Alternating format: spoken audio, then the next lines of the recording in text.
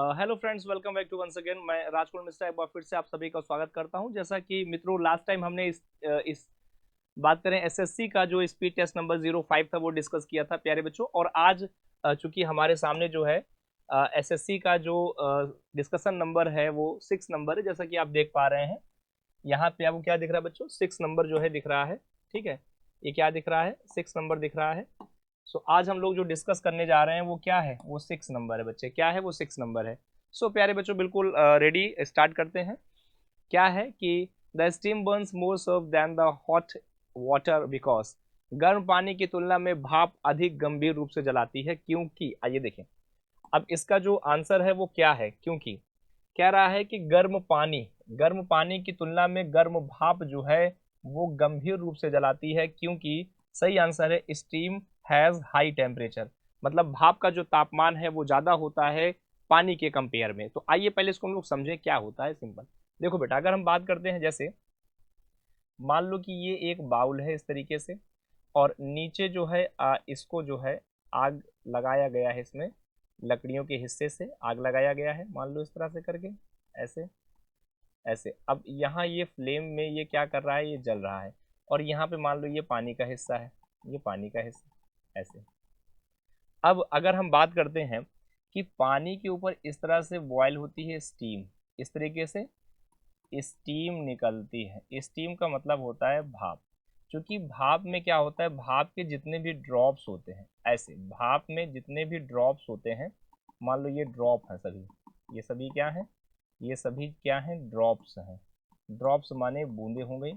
तो ड्रॉप या बूंदे करती क्या है, अगर हम बात करें ड्रॉप या बूंदे क्या करती हैं, ड्रॉप या बूंदे भाप में अपने टेम्परेचर को कवर करके रखती हैं। भाप में किसको, टेम्परेचर को कवर रखती हैं, कवर रखती हैं। जब ये अपने टेम्परेचर को कवर रखती हैं तो पता है क्या होता है, हमें ये पता चलता है कि जो पानी है, पानी माने कि जैसे मान लो अगर हम बादल बना देते हैं इस तरीके से यहाँ पे ऐसे।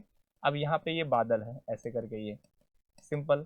अच्छा, अगर पानी को बॉयल भी कर दिया गया, मान लो हम पानी को बॉयल कर रहे हैं, तो बॉयल वाटर में जो जलन होगी, जो बॉयल वाटर में जलन होगी वो कम होगी। वो क्या होगी, जलन कम होगी। अच्छा, लेकिन अगर यही भाप की बात कर रहे हो, भाप में, तो यहाँ पे जो बूंद होगी उनमें जो जलन होगी वो अधिक होगी। अधिक क्यों होगी, क्योंकि हर एक ड्रॉप जो है अपने साथ बहुत ढेर सारे टेम्परेचर को कवर करके चलता है, संग्रहण करके चलता है उसका। सो इसका जो करेक्ट आंसर हो जाएगा फर्स्ट वाला हो जाएगा। सो प्यारे मित्रों, मैं उम्मीद है कि आप समझ पा रहे हैं, तो इसका फर्स्ट आंसर जो है वो बिल्कुल सही है। ठीक है, अब हम बात करते हैं हमारे अगले क्वेश्चन की। हमारा अगला क्वेश्चन क्या है, सेलुलोज से प्राप्त सिंथेटिक फाइबर को कहा जाता है। जो फाइबर सेलुलोज से मिलता है उसे क्या कहा जाता है। आपके सामने जैसा कि 4 ऑप्शन दिख रहा है, डेक्रोन, रेयॉन, पॉलिस्टर या नायलॉन। क्या इसका करेक्ट आंसर है।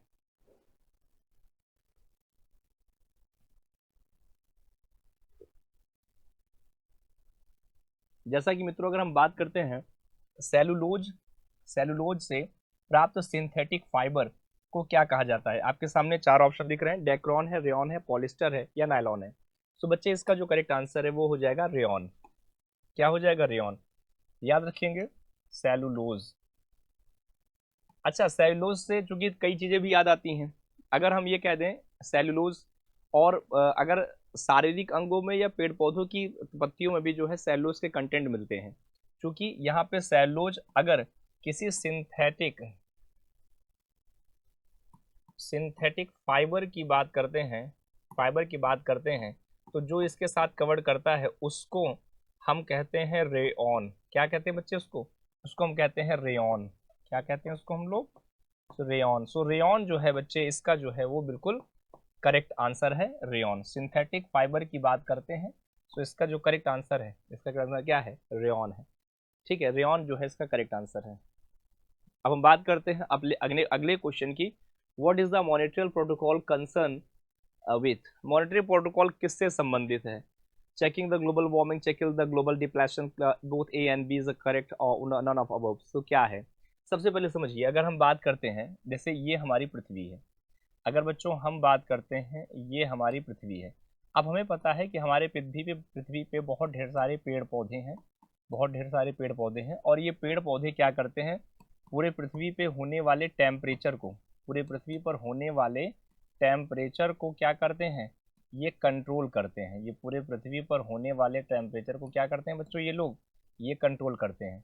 अब जब पूरे पृथ्वी पर होने वाले टेम्परेचर कंट्रोल करते हैं तो होता ये है कि अगर हमारे पृथ्वी पर कभी कार्बन डाइऑक्साइड, कभी हाइड्रोफ्लोरोकार्बन, कभी क्लोरोफ्लोरोकार्बन, अगर इनकी मात्राएं बढ़ जाती हैं, अगर कभी क्या हो जाए, इनकी मात्रा, इनकी वैल्यू जो है वो क्या हो जाए, अगर कभी बढ़ जाती है, सो जब बढ़ जाती है तो क्या होता है भाई, सीधी बात है कि पूरी पृथ्वी पर गर्मी बढ़ जाएगी और पूरे पृथ्वी पर एक ग्लोबल वार्म हो जाएगा। वॉर्म माने पूरे पृथ्वी पर ग्लोबल वार्मिंग बढ़ जाएगा। अब ग्लोबल वार्मिंग ना बढ़े, अधिक से अधिक लोग पेड़ पौधे लगाएं। इसके लिए हम देखते हैं कि 5 जून को 5 जून को पर्यावरण दिवस भी मनाया जाता है। 1973 से स्टॉकहोम सम्मेलन से इसको स्टार्ट किया गया था अवेयरनेस के लिए ही। उसी तरीके से मॉनिट्रियल एक प्रकार का प्रोटोकॉल होता है जो क्या करता है, ग्लोबल वार्मिंग की कंडीशन को रोकने के लिए ही क्या होता है, इम्पोर्टेंस देता है। अच्छा, ओजोन की चेकिंग का भी काम करता है, ये जांच करता है, ये बात भी सत्य है, लेकिन फिलहाल आपकी पहली प्रायोरिटी देंगे इसके लिए। सो जो आपका करेक्ट आंसर है वो हो जाएगा ए वाला जो है सही है। कंडीशन में देखें तो चेकिंग ये भी करता है, तो वैसे होना चाहिए था बी सी ऑप्शन, लेकिन यहाँ ग्लोबल वार्मिंग की प्राथमिकता है। दोनों की बात करेंगे तो सी भी आप लगा सकते हैं। अगले क्वेश्चन की बात करें, बुलेट प्रूफ ग्लास किस पॉलीमर का उपयोग किया जाता है।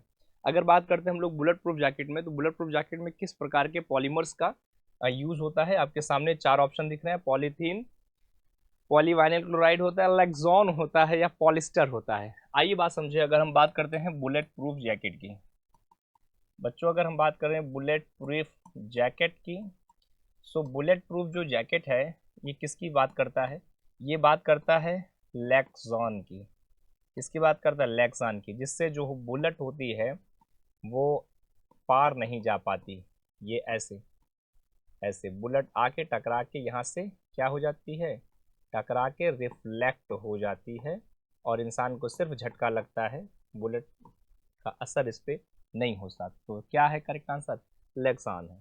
जो भी बच्चे हमारे लेक्सॉन के साथ गए हैं, लेक्सॉन करेक्ट करके आए होंगे, वो बिल्कुल सही है, देयर इज नो मिस्टेक। अगले क्वेश्चन की बात करते हैं बेटा। अगला क्वेश्चन क्या कहता है, which type of a cell is known as a suicide bag of cell.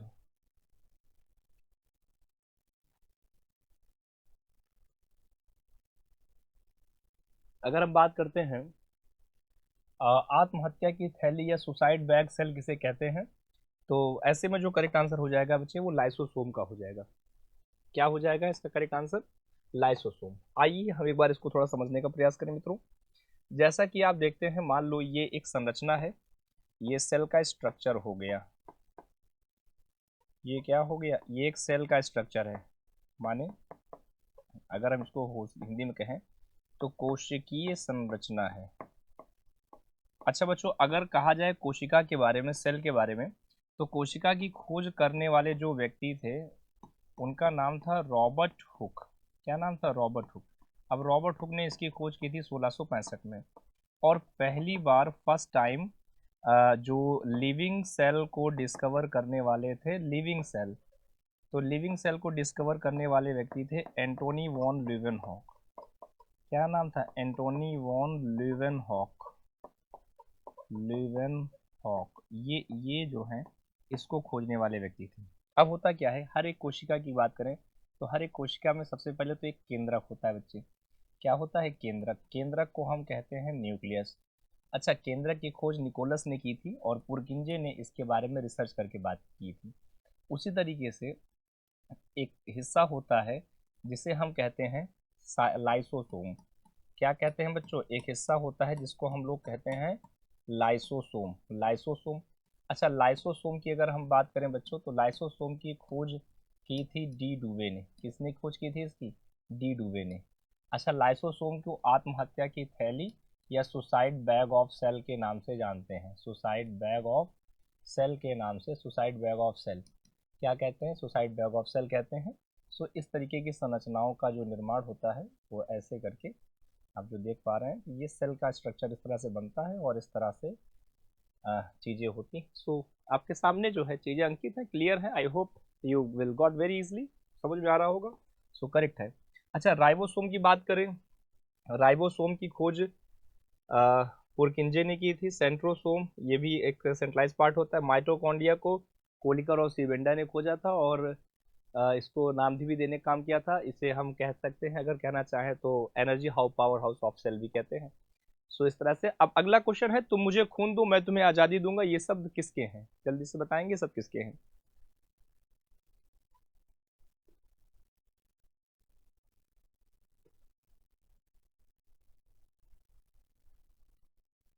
Question है, give me a blood and I will give you a freedom, who said the word? तुम मुझे खून दो मैं तुम्हें आजादी दूंगा, ये शब्द किसके हैं? महात्मा गांधी, भगत सिंह, चंद्रशेखर आजाद, नेताजी सुभाष चंद्र बोस। क्योंकि नाम से क्लियर है, नेताजी। आइए हम समझें। देखो भाई, अगर हम बात करते हैं नेताजी, नेताजी सुभाष सुभाष चंद्र बोस, अगर हम बात करें नेताजी सुभाष चंद्र बोस की, तो चूंकि आप लोग हमेशा देखते होंगे कि नेताजी इस तरीके से फ्रेम वाला चश्मा लगाए, है ना।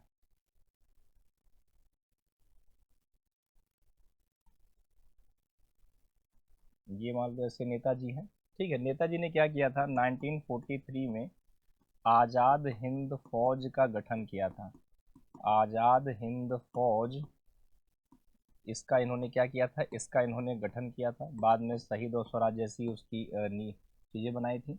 नेताजी ने दो प्रकार के स्लोगन दिए, मतलब दो नारे दिए थे जो बड़े पॉपुलर हुए थे। एक तो इन्होंने कहा था दिल्ली चलो, एक इन्होंने कहा था दिल्ली चलो, ठीक है, दिल्ली चलो। और एक इन्होंने कहा था तुम मुझे खून दो, तुम मुझे खून दो मैं तुम्हें आज़ादी दूंगा, आज़ादी दूंगा। सो ये जो कथन है हमारे प्रिय नेताजी के हैं, नेताजी सुभाष चंद्र बोस, कटक में जन्मे, उड़ीसा के थे। अच्छा, महात्मा गांधी के बारे में अगर बच्चे बात करें तो महात्मा गांधी ने तो कहा था करो या मरो। जब क्विट इंडिया मूवमेंट चल रहा था, भारत छोड़ो आंदोलन, तो इन्होंने कहा, क्या कहा था, क्विट इंडिया मूवमेंट के दौरान करो या मरो का नारा दिया। क्विट इंडिया मूवमेंट 8 अगस्त 1942 की बात करते हैं, तो इन्होंने क्या कहा था, करो या मरो, डू और डाई।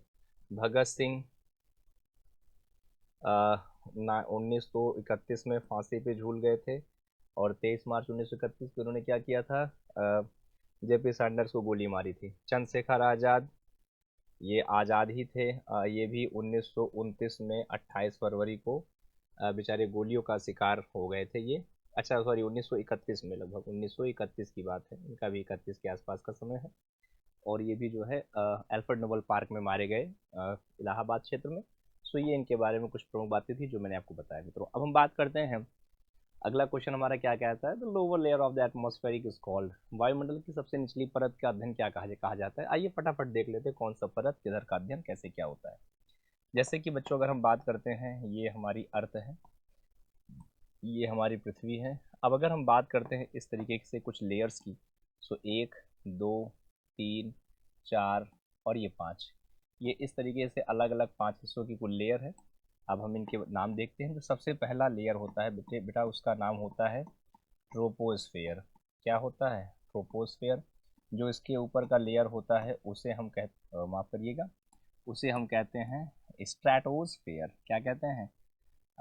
स्ट्रेटोस्फेयर, स्ट्रेटोस्फेयर कहते हैं। जो इसके ऊपर का लेयर होता है उसे हम कहते हैं मीजोस्फेयर। जो इसके ऊपर का लेयर होता है बच्चे, उसे हम कहते हैं आयनोस्फेयर। और जो इसके ऊपर का लेयर होता है उसे हम कहते हैं एग्जोस्फेयर। अब अगर मित्रों हम बात करते हैं हमारे सबसे पहले लेयर की, सो फर्स्ट वाला जो लेयर होता है वो हमारा कहलाता है एरोलॉजी। क्या कहलाता है? एरोलॉजी। सो यहाँ पे आपका जो ऑप्शन नंबर बी है वो क्या है? बिल्कुल करेक्ट आंसर है प्यारे बच्चे। So B is a correct answer. आप इस तरह से देखते हैं। अगर आपके दिमाग में चर्चा आता होगा सर ओजोन कहाँ है फिर, अब आप ये वाला जो हिस्सा देख रहे हैं वही 10% हिस्सा यहाँ पे बात करें, 90% हिस्सा यहाँ बात करें, इन दोनों के हिस्से को मिलाकर आप इसे ही ओजोन लेयर भी कह सकते हैं। ओजोन की सुरक्षा के लिए कौन सा दिवस मनाते हैं हर साल? 16 सितंबर को मनाते हैं। ओजोन की मोटाई के लिए डॉप्सन का उपयोग किया जाता है, और पहले लेयर का अध्ययन एरोलॉजी कहलाता है। तो बहुत सी बातें मैंने आपको बताई, सो उम्मीद है आपको पसंद आए, और हमारा जो करेक्ट आंसर है ऑप्शन नंबर बी है। So B is the correct answer प्यारे बच्चों। I hope you will got it very easily. Next बात करते हैं, अगला क्वेश्चन क्या कहता है। नेक्स्ट क्वेश्चन कहता है हमारा, the colour of an star largely depends upon its, किसी भी तारे में काफ़ी ज़्यादा मात्रा पर निर्भर करते हैं, डेंसिटी, टेम्परेचर, मास और साइज। आइए बात करते हैं, सबसे पहले बात करते हैं तारे की। जैसा कि ये आप देख रहे हैं, ये तारा, वो तारा, ठीक है, ये तारा है, स्टार है।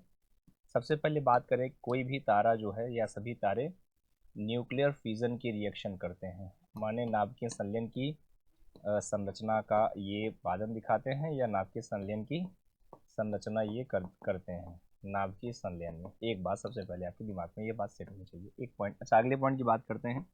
तारे में दो चीज़ें होती हैं, हाइड्रोजन होता है और हीलियम होता है। हाइड्रोजन और हीलियम, हाइड्रोजन की मात्रा जो होती है वो 72% होती है, हीलियम की मात्रा अगर कहें तो लगभग 24% होती है।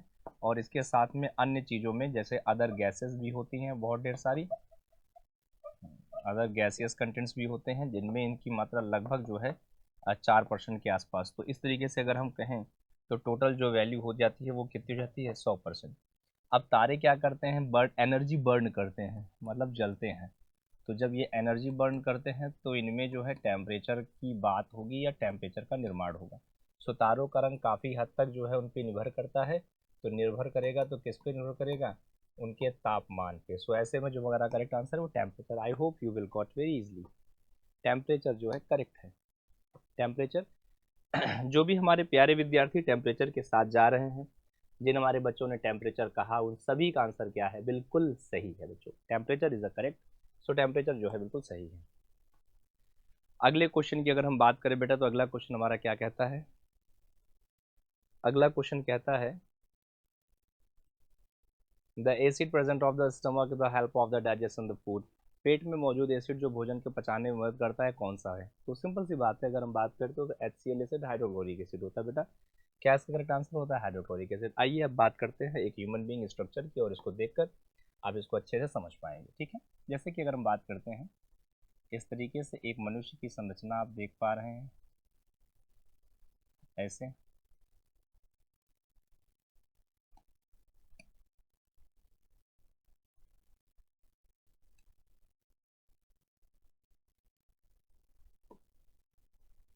आप इस तरह से देख पाते हैं, ऐसे करके।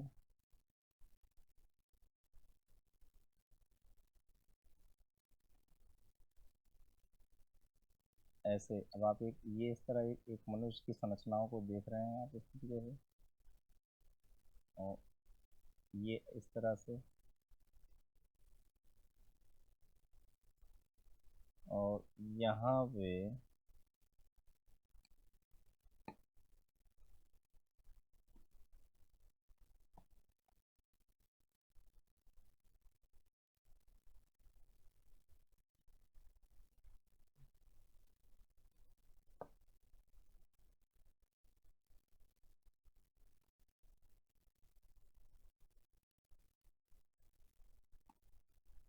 जैसा कि मित्रों आप इस संरचना को देख रहे हैं, और इस संरचना को देख के कुछ आपको आभास हो रहा होगा, कुछ इस तरह से सी संरचना होती है, और इस संरचना में कुछ इस तरह की चीज़ें होती हैं। अब यहाँ पे अगर हम देखें तो ये हमारा स्टमक का पार्ट होता है, इसे हम कहते हैं स्टमक, या स्टमक को अगर आप हिंदी भाषा में कहना चाहें तो आप इसको आमाशय कहते हैं। आमाशय में सबसे पहला है हिस्सा कहलाता है कार्डियक, कार्डियक। सेकंड की बात करते हैं तो ये कहलाता है फाइंडिक, और थर्ड हिस्से की बात करें तो थर्ड हिस्सा हमारा क्या रहता है, पाइलोरिक का, पाइलोरिक। अब सबसे पहले जो इस जगह पे एक संरचना दिखते हैं आप, या जिसका आप निर्माण करते हैं, सो यहीं पर HCl के कंटेंट पाए जाते हैं, जो इस तरीके से क्या करते हैं, वो देते हैं। सो HCl का हिस्सा जो है यहाँ पे विद्यमान होता है, और HCl क्या करता है, फूड में जो भी हमारे फूड को डाइजेशन करने का काम करता है, और फूड में जो भी हम ये कहते हैं गलत तरीके के मटेरियल्स हैं या बेकार चीज़ें हैं, हानिकारक तत्व हैं, ठीक है, फूड में जो भी हानिकारक चीज़ें होती हैं, हानिकारक, उस हानिकारक चीज़ों को ये क्या करते हैं, किल कर देते हैं, किल कर देते हैं, मार देते हैं। सो करेक्ट आंसर क्या हो जाएगा, हाइड्रोक्लोरिक एसिड। बच्चों आई होप आप इसको समझ पा रहे हैं, आप इसको क्लियर समझ पा रहे हैं। सो करेक्ट आंसर जो है वो यही है आपके सामने जो अंकित है, चीज़ें क्लियर हैं। ओके, अब हम बात करते हैं हमारा अगला क्वेश्चन क्या कहता है बच्चे। ट्राइटन किसका उपग्रह है। अगर हम बात करें ट्राइटन किसका उपग्रह, आपके सामने चार ऑप्शन है, यूरेनस है, जुपिटर है, नेपच्यून है, और अगर हम अगली बात करते तो हमारा सैटर्न है। क्या इसका करेक्ट है? सो अगला हम देख पा रहे हैं क्या इसका सही है बेटा, Neptune is the correct answer. सही आंसर क्या, नेपच्यून है। आइए एक बार हम क्रम ऑर्डर को देख लेते हैं, तो क्रम ऑर्डर से आपको थोड़ा सा ये एक अच्छा क्लियर होगा। जैसे कि अगर बात करते हैं, ये मान लो बच्चों ये सूर्य है, सूर्य के सबसे पास जो है मरकरी है, वीनस है, मार्स है, फिर इसके बाद में सॉरी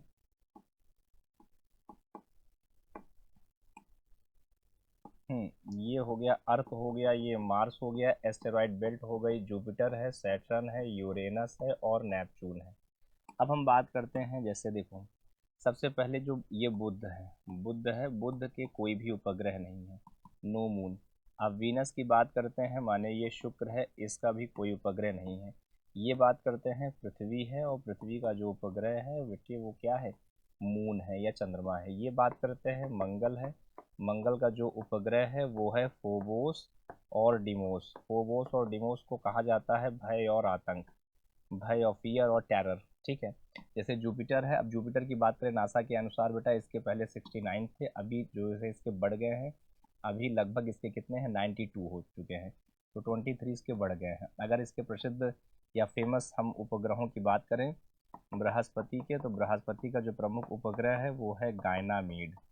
क्या है, गायनामीड है। अगला देख ले यूरोपा है, या फिर देख ले सेलिस्टो है। क्या है, सेलिस्टो है। तो ये इसके प्रमुख उपग्रह। ऐसे ही शनि की बात करें तो शनि के कुल 124 उपग्रह हैं।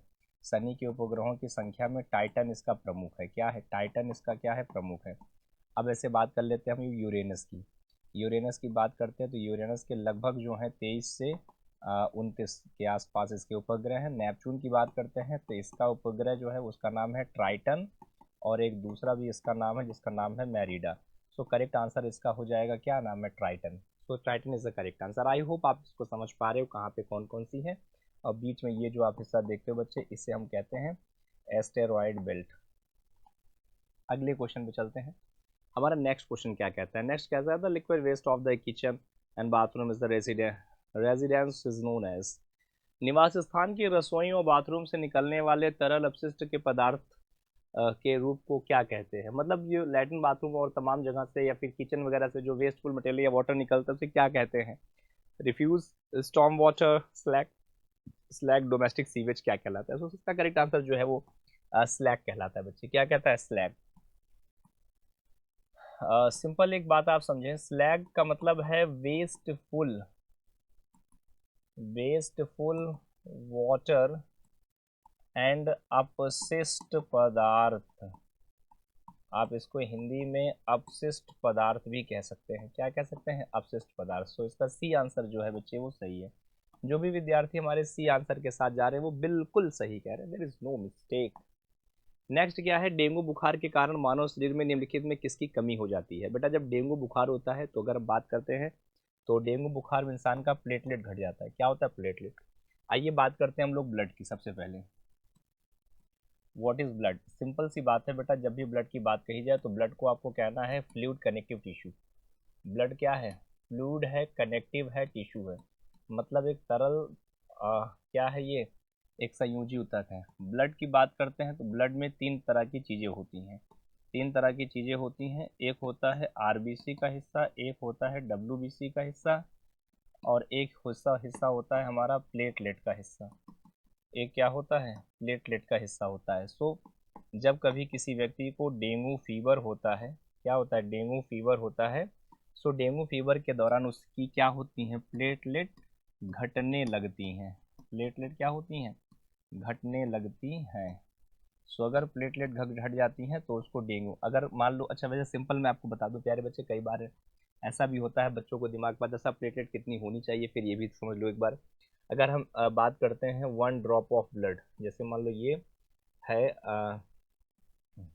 Drop of blood. अगर हम एक बूंद खून की बात करें तो एक बूंद खून में लगभग 1.5 से 4.5 लाख क्यूबिक एच जी के बेस पे प्लेटलेट की संख्या होनी चाहिए। क्या है ये, प्लेटलेट की जो नंबर है ये होना चाहिए, नंबर होना चाहिए। लेकिन अगर इससे कम संख्या है, मान लो जैसे संख्या आ गई 50,000, तो ये जान लो भैया वो फिर डेंगू का पेशेंट है या उस तरह की उसको बीमारियां हो रही हैं। अगर ये धीरे धीरे संख्या घटने लग जाए 40,000 देन 30,000, ये जान लीजिए कि 20,000 के आसपास पहुंचने वाला व्यक्ति अस्पताल में एडमिट होता है, ये जिंदगी की अंतिम सांसों में पहुंचने वाला होता है। सो ऐसे में अगर कहें तो डेंगू बुखार माने प्लेटलेट, सीधा है, आपको समझ में आ रहा है। अगर कभी जैसे WBC में कंडीशन आती है, WBC बढ़ गई घट गई ऐसा कोई कंडीशन आ गया, तो इसमें जो है ल्यूकीमिया जैसा ब्लड कैंसर होता है। कभी RBC में कोई कमी आ रही है तो ब्लड का टेस्ट करा के पता कर चल जाएगा कि जैसे आप टाइफाइड वगैरह तो किसी को नहीं है, इस तरह की होती हैं। ठीक है, तो ऐसे तमाम तरह की जो है जांच वगैरह की जाती हैं, जिसके माध्यम से आप ये बता सकते हैं। तो ज़्यादातर वैसे अगर हम कहें तो डॉक्टर जो होते हैं, रेडियोलॉजिस्ट, वो ब्लड की रिपोर्ट को निकाल के ही और लगभग सारी प्रकार की जांचें या सारी डिटेल जो है वो बताने में सक्षम होते हैं। तो सिंपल इस तरह की चीज़ें जो है क्लियर हो जाती है। तो आपका करेक्ट आंसर जो है वो क्या दिख रहा है, प्लेटलेट। हीमोग्लोबिन ब्लड के अंदर पाए जाने वाला एक कंटेंट है, प्रोटीन है। हीमोग्लोबिन और ऑक्सीजन मिलता है तब क्या होता है, ब्लड का सर्कुलेशन होता है। ये क्या होता है, ब्लड का सर्कुलेशन होता है, और धीरे धीरे ब्लड का सर्कुलेशन जो है क्या है, ये पूरी बॉडी में जो है फैलता है या चलता रहता है। तो हीमोग्लोबिन, सिंपल सी बात है। अगली क्वेश्चन की बात करते हैं। नेक्स्ट क्या है, which method of the employ was separate the liquid which have been the different boiling point. जिन तरल पदार्थों का क्वथनांक भिन्न होता है उन्हें अलग करने के लिए कौन सी विधि अपनाई जाती है। क्रिस्टलाइजेशन है, डिस्टिलाइजेशन है, सब्लिमेशन है, फिल्ट्रेशन है। मित्रों, अगर हम बात करें पदार्थों का क्वथनांक भिन्न हो जाए, क्वथनांक माने उसका बॉइलिंग पॉइंट अगर अलग हो जाए, तो किस विधि से उसको हम अपनाई जा सकती है या उससे जो है अलग कर सकते हैं। आपके सामने चार ऑप्शन है, क्रिस्टलाइजेशन, डिस्टिलाइजेशन, या बात करते हैं sublimation, filtration. So correct answer क्या हो जाता है इसका, डिस्टिलेशन हो जाता है। डिस्टिलेशन का मतलब एक प्रकार का विघटन हो गया, एक प्रकार क्या हो गया, विघटन हो गया। इसको विघटित कर करके क्या करते हैं, अलग अलग बॉइलिंग पॉइंट्स पे अलग अलग सेपरेट करके इनको रखने का, इनको सेटअप करने का, इनको एग्जिस्ट करने का काम किया जाता है। सो इसका करेक्ट आंसर क्या हो जाएगा, बी हो जाएगा। अगले क्वेश्चन की बात करें, आकाश में सबसे चमकीली वस्तु कौन सी है। सिंपल, आइए देखें। जैसे मान लो प्यारे बच्चों कि जैसे ये सन है, सन। अब ये हो गया मरकरी, ये हो गया वीनस, ये हो गया अर्थ, ये हो गया मार्स, ये हो गई एस्टेरॉयड बेल्ट, ये है जुपिटर, ये सैटर्न, ये यूरेनस, ये नेपच्यून। अब ये पूरा एक सिस्टम में बंद हो गया, यही हो गया हमारा सोलर सिस्टम। ये क्या हो गया, सोलर सिस्टम। अब सोलर सिस्टम के बाहर एक और प्लैनेट का नाम है प्लूटो। अब ये भी एक सिस्टम में बंद है, तो ये हमारा कहलाता है गैलेक्सी। अब हमारी जो गैलेक्सी है उसी का नाम क्या है, मिल्की वे है। अच्छा, अब हमारे मनुष्य की जो आँख की क्षमता है, हम मनुष्य में जो आँख की क्षमता है, हम अपनी आँख से जब किसी भी चीज़ को देखने में सक्षम हो पाते हैं, तो सिंपल है, एक मनुष्य अपनी आँख से मैक्सिमम, अगर हम बात करें, एक मनुष्य अपनी आँख से मैक्सिमम अपनी ही गैलेक्सी को देख सकता है, अपनी गैलेक्सी के बाहर की चीज़ें वो नहीं देख पाता। तो हमारी गैलेक्सी में जो सबसे अधिक चमकने वाली वस्तु है उसे ही हम कहते हैं सूर्य। क्या कहते हैं, सूर्य। अच्छा, अब सूर्य देखो, सूर्य के जो सेंटर का तापमान होता है वो हो जाता है 20 लाख डिग्री सेल्सियस, जबकि सूर्य के बाहरी सतहों का जो तापमान हमको मिलता है, बाहरी सतहों में जो तापमान मिलता है, मैंने कोरोना का जो टेम्परेचर है, कोरोना का जो टेम्परेचर होता है वो हो जाता है 6000 डिग्री सेल्सियस। सो जो सबसे अधिक चमकीला हिस्सा अगर हम कहें इस जगह पर ऐसे, तो वो क्या कहलाएगा बच्चे, वो कहलाएगा सूर्य। सो करेक्ट आंसर आपका क्या हो जाएगा, सन। सन ही जो है आपका इसके लिए एकदम करेक्ट आंसर होगा। आई होप आप इस बात को समझ पा रहे हैं। सो करेक्ट आंसर क्या हो जाएगा बच्चे, करेक्ट आंसर हो जाएगा सन। ओके, बात करते हैं नेक्स्ट की। अगला 40 नंबर क्या कहता है, एशिया का पहला डीएनए बैंक कहाँ स्थापित किया गया है। The first DNA of Asia is situated in which place. Asia का पहले डीएनए बैंक का प्रयागराज, कानपुर, लखनऊ या फिर मुरादाबाद। सो करेक्ट आंसर क्या है बच्चे इसका, लखनऊ में है। आइए समझे डीएनए क्या है। डीएनए एक दो चरणों वाली संरचना होती है। एक क्या होती है, दो चरणों वाली एक संरचना होती है। इस तरह से हम देखते हैं, ऐसे करके, ऐसे ये डीएनए होता है। पूरा नाम होता है deoxyribonucleic acid. DNA हर एक मनुष्य में पाया जाता है। बस ये होता है कि ये एडेनिन और ग्वानिन और साइटोसिन और थायमिन के बॉन्ड से अपने आप को जोड़ के रखता है, अपने आप को जोड़ के रखता है। ये ऐसे ऐसे ऐसे करके ये ज्वाइन करके रखता है इस तरह से, एडेनिन, ग्वानिन और साइटोसिन और थाइमिन ऐसे। अब होता ये है कि इनके ऊपर में चैनों का जो डिफरेंस होता है वो होता है लगभग 20 एंगस्ट्रॉम, और एक चैन के लड़ी के बीच की दूरी होती है 3.4 एंगस्ट्रॉम, यहाँ 20 एंगस्ट्रॉम। ठीक है, अब हम बात करते हैं डीएनए, डीऑक्सीराइबोन्यूक्लिक एसिड। इसकी खोज करने वाले जो साइंटिस्ट थे उनका नाम था वाटसन और क्रिक, वाटसन और क्रिक। और डीएनए के लिए जो सबसे बड़ा सेंटर हमारे एशिया में बनाया गया है वो कहाँ बनाया गया है? Lucknow, capital of Uttar Pradesh. क्या कह देंगे इसको हम? Capital of UP. अच्छा, डीएनए का एक और भी कार्यालय है बच्चे, वो है हैदराबाद में। वो क्या है? हैदराबाद में। लेकिन हैदराबाद में जो है वो क्या है? वो डीएनए एंड क्लोनिंग के लिए है। डीएनए और उसके क्लोनिंग के लिए जो है वो जो बना है वो कहाँ? हैदराबाद में है। फिलहाल इसका जो करेक्ट आंसर है वो हो जाएगा क्या? लखनऊ। सो जो भी बच्चे हमारे लखनऊ के साथ में जा रहे हैं, लखनऊ कर रहे हैं, वो बिल्कुल जो है सही है। नेक्स्ट देखें अगला क्वेश्चन। नेक्स्ट क्वेश्चन क्या कहता है? The pyrometer is an instrument of the measuring.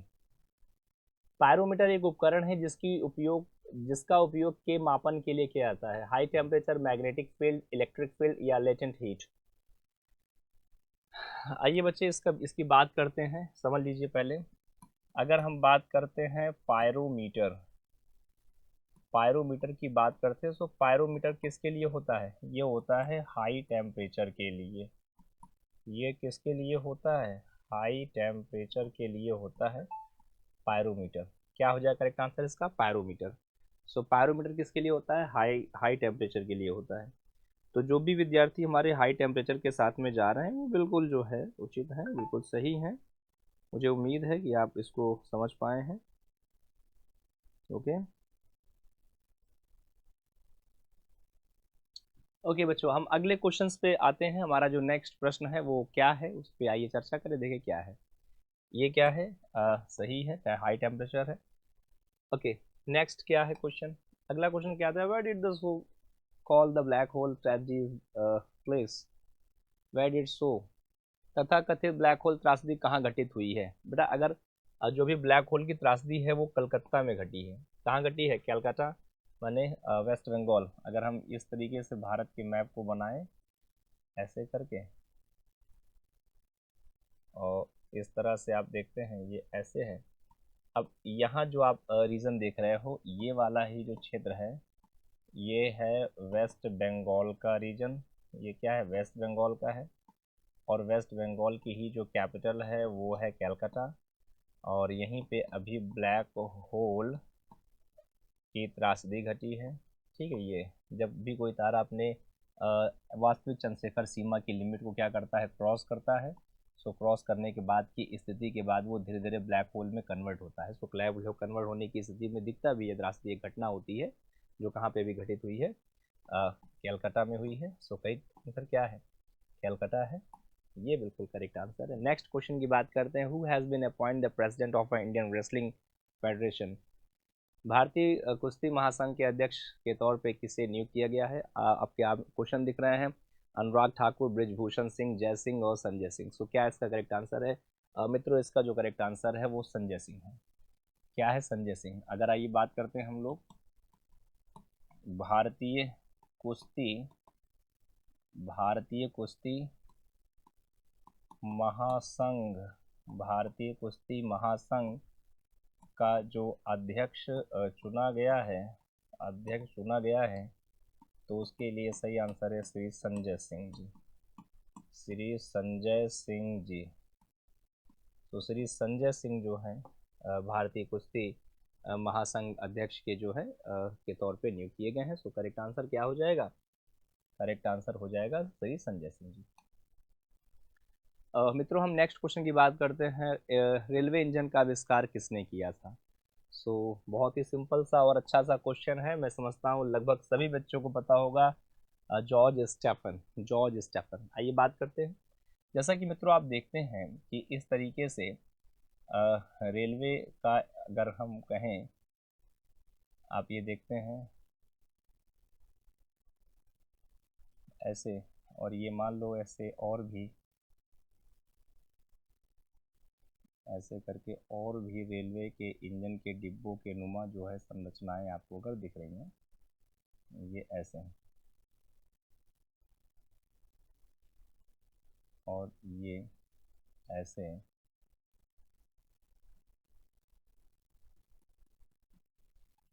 ये रेलवे इंजन, ठीक है, रेलवे इंजन। सो रेलवे इंजन का जो आविष्कारक रहे हैं, अगर हम कहें बच्चों, रेलवे इंजन के जो आविष्कारक रहे हैं तो वो क्या है, वो जॉर्ज स्टेफन है। अच्छा, कभी भी अगर बेटा भाप इंजन की बात की जाए, भाप इंजन, तो क्या लगाएंगे, जेम्स वॉट को लगाएंगे, जेम्स वॉट को लगाएंगे भाप इंजन के लिए। तो ये आपके लिए सही है, फिलहाल आप तक बी वाला सही है। जो भी हमारे प्यारे विद्यार्थी बी के साथ में गए हैं या बी कह रहे हैं, उन सभी का जो है बिल्कुल करेक्ट है। अगले क्वेश्चन की बात करते हैं। नेक्स्ट क्वेश्चन क्या है, the coldest hill of the earth is located between two peak. पृथ्वी पे सबसे ठंडी पहाड़ी किन दो चोटियों के बीच पाई जाती है, किन दो पहाड़ियों चोटियों के बीच में, किन दो चोटियों के बीच में सबसे ठंडी पहाड़ी पाई जाती है, Scafell peak, dark peak, Roman emerald, dark Aquarius and dome Fuji and brand breaks of the emeralds. तो क्या इसका करेक्ट आंसर है बच्चे, इसका जो करेक्ट आंसर है वो है डोम एक्रोस एंड डोम फ्यूजी। अगर हम बात करते हैं डोम आर्क्वेस, आर्क्वेस एंड डोम फिजी, फिजी जो है बिल्कुल इनके बीच में करेक्ट आंसर जो है वो हो जाएगा सबसे जो है कोल्डेस्ट हिल है, क्या है ये, कोल्डेस्ट हिल है इनके बीच में। सो करेक्ट आंसर है ये। अभी हम बात करते हैं, हमारा अगला क्वेश्चन है, क्या कहता है, the Dharma guardian of exercise is organise which between the which country. धर्मागार्जन अभ्यास किन देशों के बीच में आयोजित किया गया, Germany India, Sri Lanka India, Australia India, Japan India. तो बच्चे अगर हम बात करें धर्म गर्जियन करके जो अभ्यास स्टार्ट किया गया है वो इंडिया और जापान के बीच का एक सैन्य व्यवस्था है, जिसके अंतर्गत सैनिकों को नई तरीके का डेवलपमेंट देने के लिए, नए तरीकों के कार्य करने के लिए ही इसको जो है विकसित किया गया, इसको जो डेवलप किया गया है। ठीक है, क्या बात करें हम सब, धर्म गार्जियन, गार्जियन सिस्टम है। तो याद रखेंगे Japan and India. So correct answer क्या हो जाएगा, जापान इंडिया, डी ऑप्शन सही है। अगले क्वेश्चन की बात करते हैं। अभी हाल ही में अंतर्राष्ट्रीय मानवता एकजुटता दिवस 2023 कब मनाया गया है। सो देखो बच्चे, इसका जो करेक्ट आंसर है वो क्या हो जाएगा, 20 दिसंबर है, 20 दिसंबर है। देखिए आइए हम थोड़ा सा दिसंबर के जो महत्वपूर्ण दिवस हैं, दिसंबर के दिवस, उनको एक बार हम देख लेते हैं, थोड़ा सा क्लियर हो जाए बच्चे, इसमें कोई डाउट ना हो।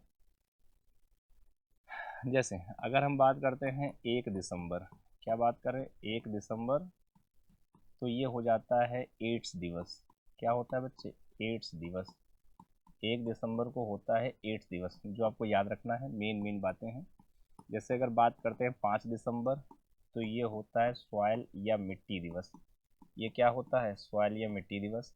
जैसे बात करते हैं बच्चा हम 10 दिसंबर, तो ये होता है मानवाधिकार दिवस। ये क्या होता है, मानवाधिकार दिवस, मानवाधिकार दिवस, ये हो जाता है। जैसे बच्चे अगर हम बात करते हैं 11 दिसंबर, तो ये हो जाता है पर्वत या पहाड़ का दिवस। ये क्या हो जाता है, पर्वत या पहाड़ का दिवस, ऐसे इस तरह से है। जैसे बात करते हैं, मान लीजिए हम लोग 20 दिसंबर, तो ये हो जाता है अंतर्राष्ट्रीय मानव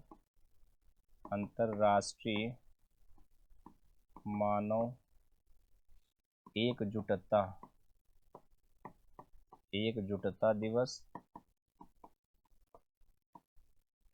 जैसे बेटा अगर हम बात करें 19 दिसंबर में, तो गोवा लिबरेशन डे, गोवा मुक्ति दिवस भी होता है, गोवा मुक्ति दिवस भी होता है, गोवा मुक्ति दिवस ये भी मनाया जाता है बच्चे।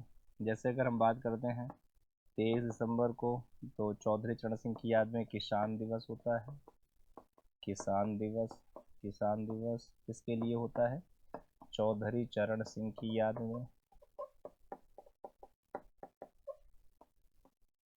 फिर जैसे बच्चे अगर हम बात करते हैं 25 दिसंबर, तो गुड गवर्नेंस डे, सुशासन कह सकते हो इसको। अटल बिहारी वाजपेयी का जन्मदिन है, सुशासन दिवस के रूप में मनाते हैं। ठीक है, सो ये जो बच्चे आप देख पा रहे हैं, मुझे उम्मीद है कि आप इसको समझ पाएंगे। तो ये जो प्रमुख हैं हमारे दिवस हैं जो कि दिसंबर के दिनों के समय में चलते हैं, तो आप इनको भी थोड़ा सा एक दफ़े याद करने का प्रयास करिए। मुझे उम्मीद है कि अगर आप इसको याद कर पाते हैं तो दिसंबर में लगभग आप जो भी दिवस हमारे पूछे जाते हैं कॉम्पिटिटिव एग्जाम में, आप उसको अच्छे से कवर कर पाएंगे। उसमें कोई मिस्टेक, कोई गलती जो है आपसे नहीं होगी प्यारे बच्चों। सो उम्मीद है ये क्लियर हो गया है। अब हम बात करते हैं हमारा अगला क्वेश्चन क्या है। हमारा नेक्स्ट क्वेश्चन है, recently who has been honoured the FIS player of year 2023 men's. हाल ही में FIS player of the year award 2023 का जो खिताब है वो किसे मिला है या किस पुरुष को मिला है? हरदीप सिंह, हरमनप्रीत सिंह, मनप्रीत सिंह, मनदीप सिंह। सो क्या इसका करेक्ट आंसर है? मित्रों अगर हम बात करते हैं तो इसका जो करेक्ट आंसर है वो हरदीप सिंह है। क्या करेक्ट आंसर है? हार्दिक सिंह है। तो समझेंगे हम लोग FIH 2023 हार्दिक सिंह जो है, हार्दिक सिंह को ये पुरुष वर्ग की तरफ से अवार्ड जो है वो दिया गया था। अवार्ड दिया गया था। सो इसका जो करेक्ट आंसर है वो ये है। सो उम्मीद है आप जो भी बच्चे हमारे हार्दिक के साथ गए हैं उनका कहना, उनका करना जो है बिल्कुल सही है, बिल्कुल करेक्ट है। ओके प्यारे बच्चे, अब हम बात करते हैं हमारे अगले क्वेश्चन की। हमारा नेक्स्ट क्वेश्चन क्या कहता है? वेयर हैज़ द चिल्लई कला started on which of state और UT रिसेंटली। हाल ही में किस राज्य और केंद्र शासित प्रदेश में चिल्लई कला शुरुआत की गई? Arunachal Pradesh, Uttarakhand, Himachal Pradesh and JNK। क्या इसका करेक्ट आंसर है? सो प्यारे मित्रों अगर हम बात करें इसका करेक्ट आंसर या बताने का चाहें तो उसका जो करेक्ट आंसर है वो JNK है। क्या है? JNK। बच्चे अगर हम जम्मू और कश्मीर को बनाते हैं तो कुछ इस तरह से जम्मू और कश्मीर का मैप जो है वो बनता है, आप सब भी जानते हैं। सो ये जो हिस्सा दिख रहा है ये है जम्मू और कश्मीर। ठीक है, जम्मू और कश्मीर। यहाँ पे अगर हम देखें ये वाला जो बाउंड्री निकल जाता है ये POK, Pakistan occupy by Kashmir का जो क्षेत्र है वो ये वाला रीजन आपको दिखता है बच्चे, ये वाला। और ये वाला जो बाउंड्री का हिस्सा दिखता है वो हो जाता है अक्सई चाइना का क्षेत्र। क्या हो जाता है? अक्सई चाइना का रीजन है, चाइना है। ठीक है,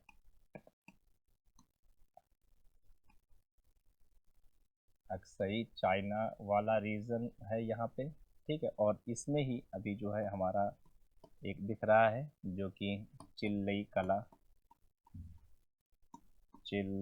कला का रीजन जो है वो यहाँ पर है, ये जो है इसका क्षेत्र है, ये जो है इसका क्या है, ये इसका क्षेत्र है। चिल्लई कला जो है ये इसका क्षेत्र है। तो करेक्ट आंसर क्या हो जाएगा? जम्मू और कश्मीर। जम्मू और कश्मीर जो है बच्चे वो क्या है इसका करेक्ट उत्तर है।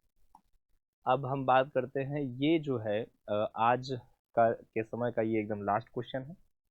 मुझे उम्मीद है मित्रों आपको ये प्रश्न भी समझ में आया होगा, अच्छा लगा होगा। सो बात करते हैं recently the disease has been the included the first list of the neglected the tropical disease by WHO। हाल ही में WHO के द्वारा किस रोग को उपेक्षित उष्णकटिबंधीय रोगों की सूची में शामिल किया गया? Diarrhoea, black fungus, noma lumpy. ऐसा कौन सा रोग है जिसको WHO माने वर्ल्ड हेल्थ ऑर्गेनाइजेशन, वो क्या करता है इसको पैंडेमिक स्टेज में, अगर कोई बीमारी पैंडेमिक स्टेज में आगे बढ़ जाए, बहुत दूर तक वो वास्ट तरीके से फैल जाती है, तो उसमें क्या करते हैं उसको WHO अपने कटिबंधीय श्रेणियों के में क्या करती है, ज्वाइन करा लेती है। जैसे एग्जाम्पल के तौर पर पूछा गया है, उदाहरण क्या है, सॉरी माफ कीजिएगा, 4 ऑप्शन हमारे क्या है? डायरिया है, ब्लैक फंगस है, नोमा है या लंपी है। सो मित्रों इसका जो करेक्ट आंसर है वो हो जाएगा नोमा। नोमा क्या है? एक बीमारी है। नोमा क्या है? नोमा एक डिसीज है, एक बीमारी है। ठीक है, जिसमें मानव का शरीर स्वस्थ चित्त नहीं रहता है, और WHO ने इसको भी क्या किया है, WHO ने इसको क्या किया है बच्चे, इसको उपेक्षित कटिबंधीय रोगों की सूची में जोड़ लिया है। इंक्लूडेड, है ना, क्या है, neglected, neglected, neglected the tropical, sorry neglect कर दिया, सॉरी माफ कीजिएगा, हटा दिया है, neglected tropical disease, disease by WHO, neglect कर दिया, मैंने इसको हटा दिया, उपेक्षा कर दी इसकी, ठीक है। तो कौन सा डिसीज था, नोमा था इसका करेक्ट आंसर, ठीक है। ओके प्यारे बच्चों, सो मुझे उम्मीद है आपको यहाँ तक का हिस्सा जो है आज समझ में आया होगा। तो हम आपसे मिलेंगे नेक्स्ट सेशन में, तब तक के लिए थैंक यू वेरी मच।